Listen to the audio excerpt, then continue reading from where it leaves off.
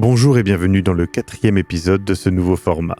À la frontière entre le livre audio et l'actuel play, il est possible grâce à Arcane Asylum Publishing que je remercie grandement. Ce conte macabre se passe dans l'univers de Hunter, le Jugement. Un jeu de rôle d'horreur où les personnages vont découvrir que dans l'ombre de notre monde se cachent des monstres. Je suis Maxime Robinet, je suis le conteur. Je suis accompagné de CC Trouille, la joueuse, et cet épisode ainsi que les autres ont été montés par Aise.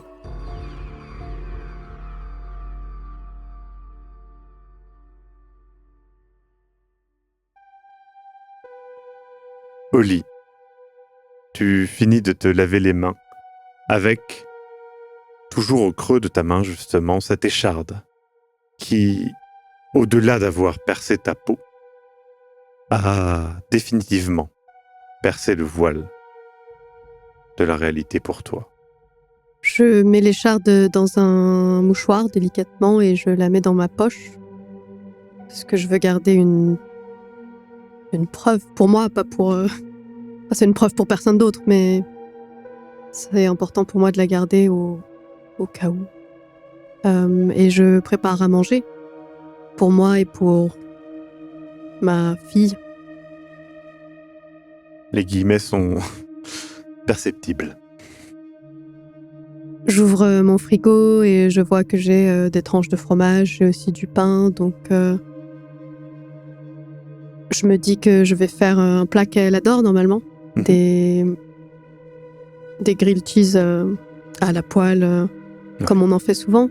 Très bien. Et j'ouvre mon placard à épices où je prends ce que je mets généralement dedans, donc quelques herbes, notamment de la sauge. Tu vois que le petit bocal qui contient la sauge est entièrement vide. Quand je dis entièrement vide, c'est vraiment, il n'y a plus une once de sauge dedans. Il a été vidé et nettoyé.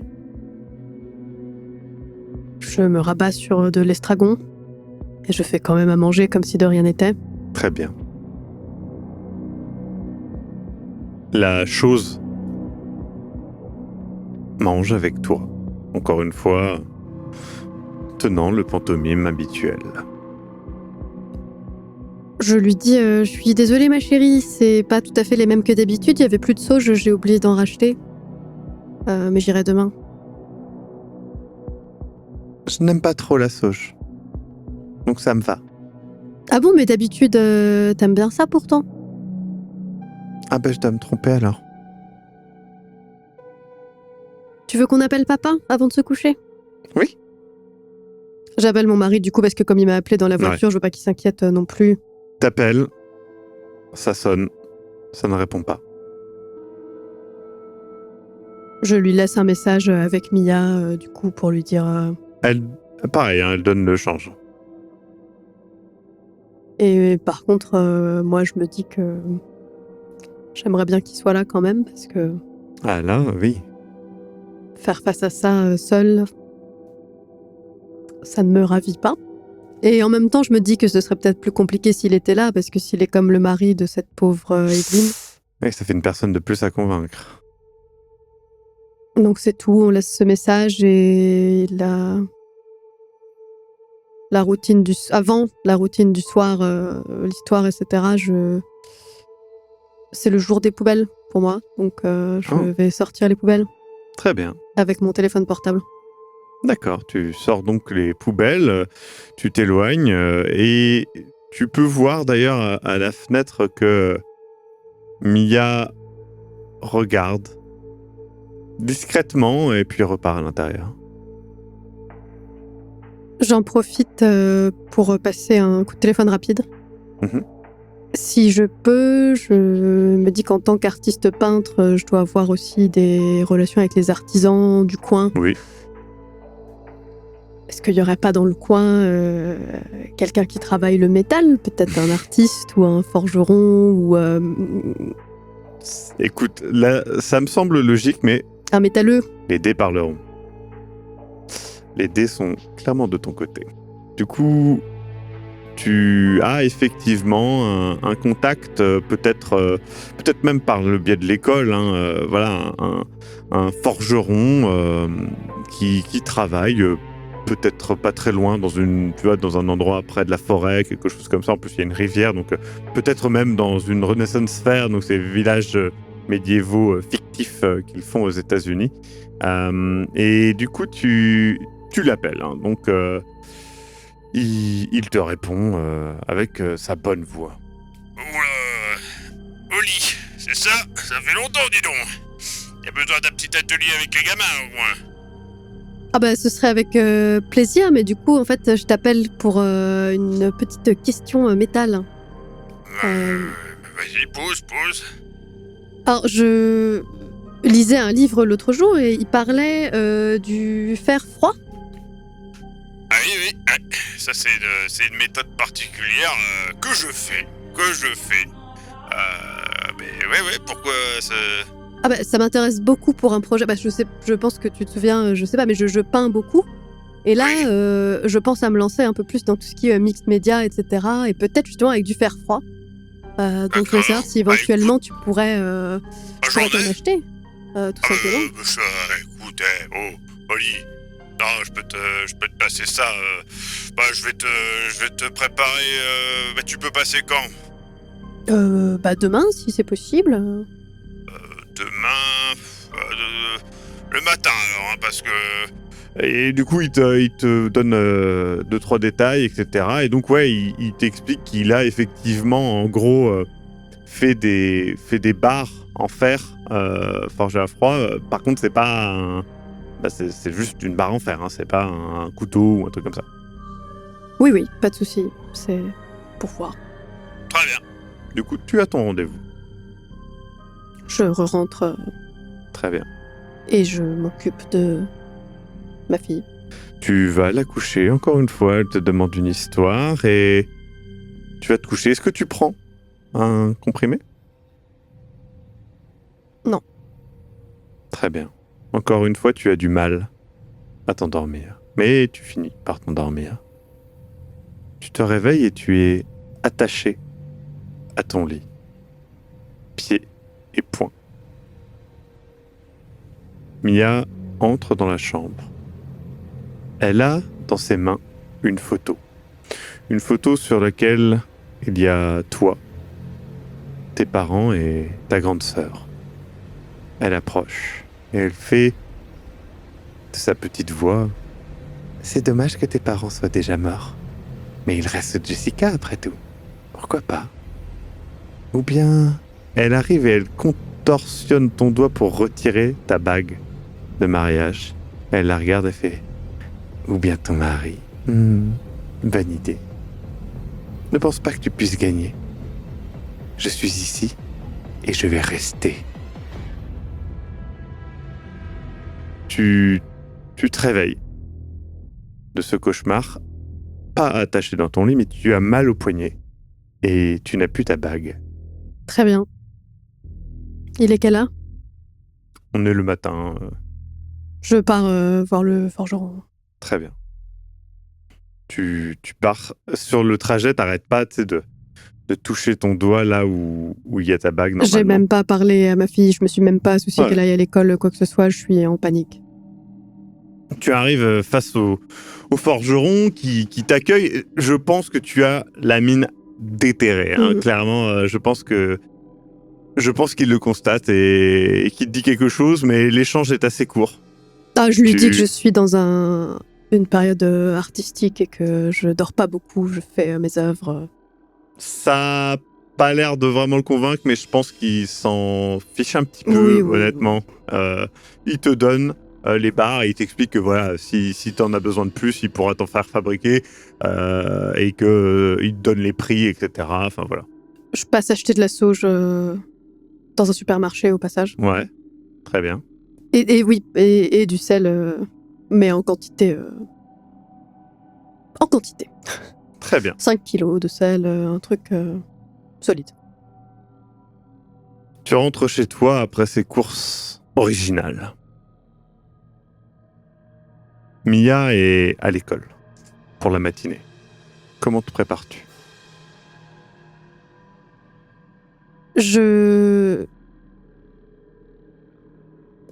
Tout ce à quoi je pense là, c'est de récupérer ma fille.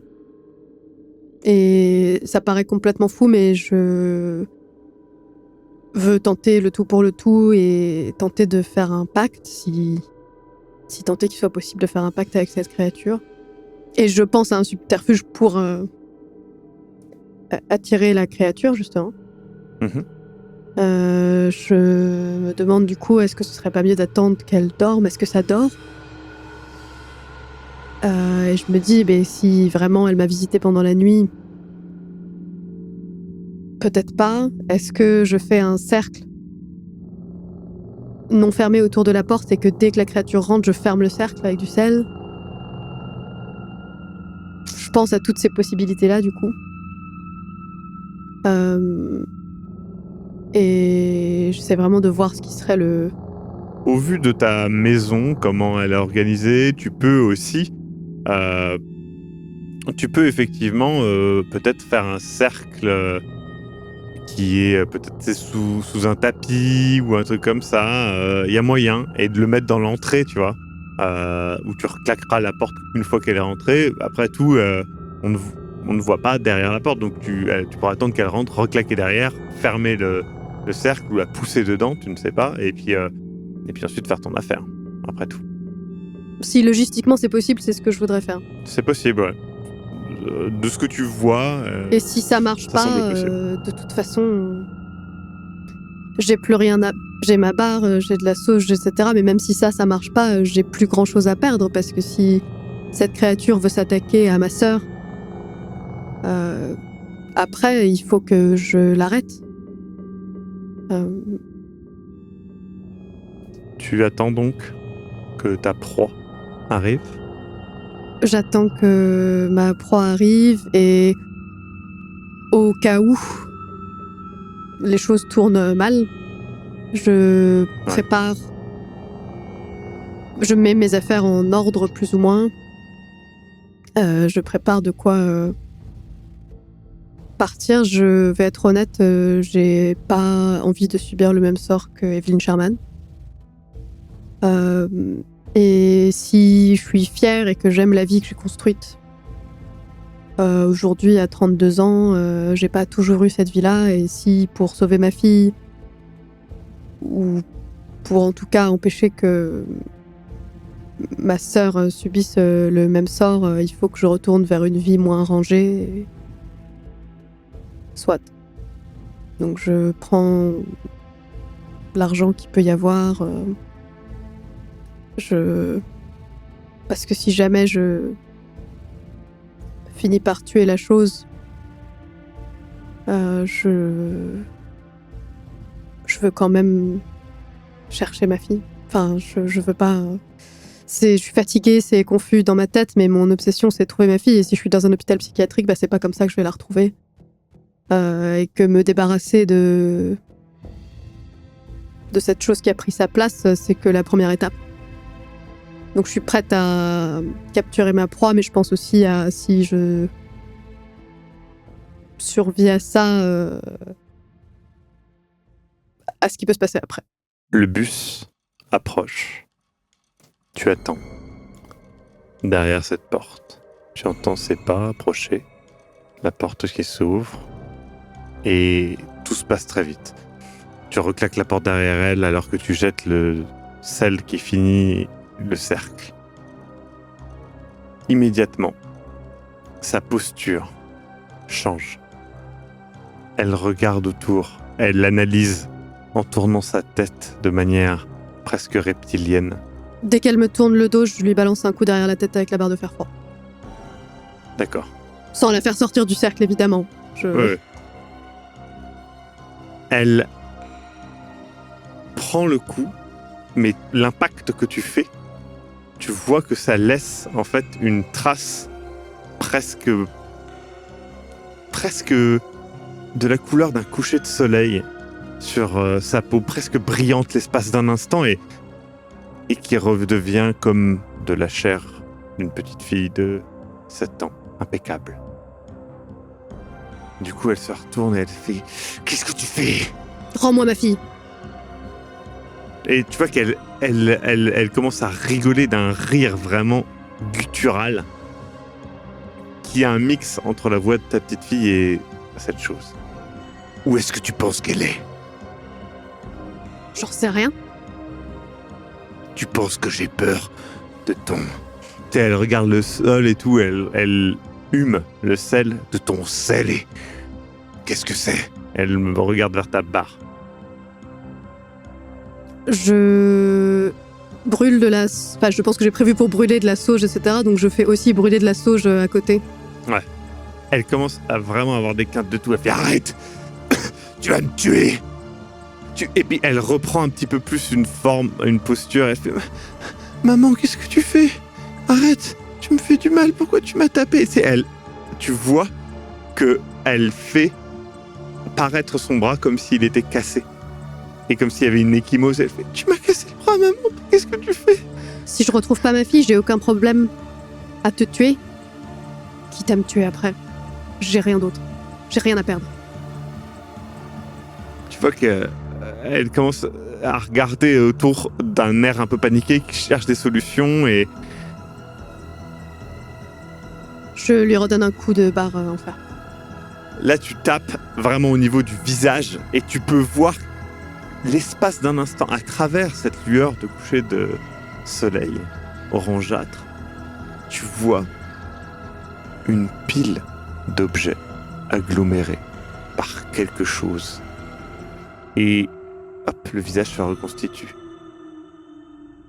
Et immédiatement fait « Écoute, on peut s'arranger, je peux te montrer où ta fille est. Non, je veux que tu la ramènes. Mais je peux pas. Mais fallait y penser avant. Je redonne un coup de barre. Je ne suis pas responsable de ça. Qui est responsable de ça ? Les autres. Mais je peux te montrer où y aller. Je ne peux pas y aller moi-même. Mais je ne peux pas garantir que tu la trouveras. C'est où ? C'est un peu plus loin. C'est par là où je suis passé. C'est par là où ils m'ont fait passer. Pourquoi ? Pourquoi ma fille ? Pourquoi... Je ne sais pas tout. Qu'est-ce que tu sais ? Je sais juste qu'ils vivent là-bas. Et que ta fille est... Est-ce qu'il y a des gens qui en sont revenus ? Je n'en sais rien. Je ne peux pas y aller, c'est tout ce que je sais. Mais qu'est-ce que tu cherches ici ? En vivant comme ma fille, et après quoi ? Une vie. Une vie quoi ? Et tu es ma Tu n'es sœur pas et tu censé. es mon mari ? Et ma vie à moi alors ? Tu vois que cette chose hésite et fait mais... Je survis, c'est tout. C'est pas normal que tu puisses me voir. Donc tu vois, il est presque dégoûté du fait que tu puisses le voir. Je continue à poser des questions. Je dis, mais est-ce que c'est toi qui as choisi ma fille ? Pourquoi ? J'ai rien choisi. On t'a forcé à venir ici ? J'ai été créé. Pour remplacer... mon enfant ? S'ils prennent sans remplacer, vous finiriez par vous rendre compte. Mais pourquoi ils prennent ? Encore une fois, je ne sais pas tout. Mais je sais comment te permettre... Mais toi, t'as pas envie de te rebeller d'y contre aller. ça ? On t'a condamné à une vie que t'as pas choisie. Il y a d'autres... C'est ma vie. Mais il y a d'autres gens comme toi. Est-ce que vous... Si vous vous trouvez, est-ce que vous pouvez pas, vous ? De quoi tu parles ? Et tu vois qu'il comprend pas vraiment ce que tu dis, en fait. Comme si tu parlais à quelque chose qui... Je me rends compte là que j'ai pas affaire à une créature sensée. C'est pas vraiment censé, effectivement. Ça me rend triste, Libère. en vrai. Et tu vois, il tend sa main. L'espace d'un instant, tu vois que sa main est composée d'un agglomérat de petits objets, de mousse, de choses, de clous, de vis, de choses comme ça. Et il tend sa main et il fait « Faisons un pacte. Je te promets de te montrer où ta fille est et tu ne me fais plus mal. et tu retires tout ce sel, toute cette merde qui pue, et ce bâton qui brûle. Ça me détruit parce que je croyais que j'avais affaire à une personne avec laquelle je pourrais raisonner, avec laquelle pendant un instant j'ai eu l'espoir de peut-être même pouvoir m'allier. Et là je me rends compte que c'est juste un amas de choses qui a été créé pour remplacer ma fille et qui est comme un disque rayé, quoi. Ça me flingue. Je m'assieds par terre. Et je la crois pas en fait. Je pense que cette créature dit juste ça pour que je la libère, qu'en fait elle sait rien, qu'elle peut pas me rendre ma fille. Que c'est un amas de choses, que c'est un faux truc, comme une sorte de poupée avec une boîte qui parle. Du coup, il commence à justement à s'inquiéter de ça et il fait mais j'ai besoin de ce je peux pas, tu sais, il veut vraiment sortir de l'endroit. En vrai, tu vois que ça, peut-être la sauge, peut-être tout ça commence vraiment à le faire paniquer. Il fait je peux te montrer où elle est, je peux te donner vraiment te faire arriver à un endroit plus pratique, plus près, moins dangereux, et tu n'auras pas grand-chose pas beaucoup de chemin à faire pour y arriver. Mais t'en sais rien en fait. Tu sais pas où elle est, si. Tu sais pas pourquoi ils l'ont pris, tu sais même pas qui c'est, il. Écoute, tu vas arriver dans la haie, tu peux aller là-bas, les gardiennes, les fées, voilà, c'est ça qui ont ta fille, et elles vivent là-bas en Arcadie. Je peux pas, c'est tout ce que je sais, mais si tu y vas, si je suis encore en vie, ça peut t'aider. Ça montre que tu n'es pas cruel. Ça montre qu'ils peuvent te rendre ta fille. Si tu me tues, c'en est fini pour ta fille. Tu peux m'emmener les voir. Oui, mais je ne peux pas traverser le seuil. Je ne peux pas aller là-bas. Mais je peux t'ouvrir la porte. Une porte sûre. Une porte où tu n'auras pas de problème. Où tu ne te piqueras pas. Comment on ouvre cette porte ? Et il faut un petit peu de... Tu vois qu'il change sa main et tu vois encore cette lueur un peu de crépuscule, de soleil couchant. De ça. Et vous en avez pas, vous, les humains. Je tends la main vers la créature, du coup. Elle te prend la main et tu sens une chaleur vraiment enivrante qui vient de sa main. Elle fait... Alors le pacte est bon, je ne meurs pas et je t'ouvrirai une porte sûre vers la haie. Et là-bas, il y a Mia, ma fille. Oui. Je te promets. Elle est par-delà la haie. D'accord. Tu sens la chaleur émaner, tu vois cette lueur et du coup il relâche. Il fait maintenant je peux sortir, maman? Et il reprend vraiment l'apparence et l'attitude de ta fille. Le bras qu'il avait fait semblant d'être cassé se reconstitue. Je vais le suivre du coup et la suivre. Donc tu retires le... Ouais, brise le cercle. Le sel, ouais. Très bien. Suis-moi. Vous sortez dehors. Et vous marchez un petit moment. Tu arrives dans une zone où il y a pas mal d'enfants qui viennent jouer. Une zone où tu te souviens que Mia allait jouer dans cette zone. Et il y a une porte, une vieille porte qui doit amener à un local d'électricité. Elle fait, c'est là, maman. Je peux ouvrir.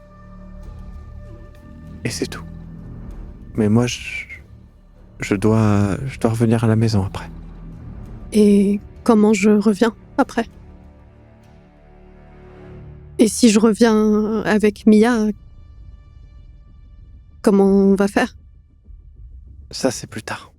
Elle ouvre la porte, instantanément. Des lierres et des ronces sortent de la porte comme des tentacules. Il ouvre la porte et derrière, tu peux voir une vision incroyable, un véritable labyrinthe de ronces et de lierres, un paysage étrange verdoyant. L'air murmure une mélopée enivrante. Sans même t'en rendre compte, tu pénètres. Dans ce monde étrange, tu traverses le seuil de cette porte. Chaque pas que tu fais t'éloigne de cette porte et l'odeur de cet endroit est magique.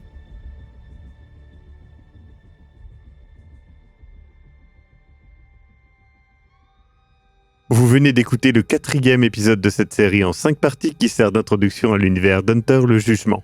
Cette vidéo est possible grâce à Arcane Asylum Publishing. La partie a été écrite et dirigée par Maxime Robinet. La joueuse était CC Trouille et le montage audio est fait par Ez. Les musiques que vous avez entendues viennent d'Epidemic Sound. En attendant la suite et la fin, n'hésitez pas à découvrir Sombre Machination ou les Mémoires du Mythe. À jeudi prochain.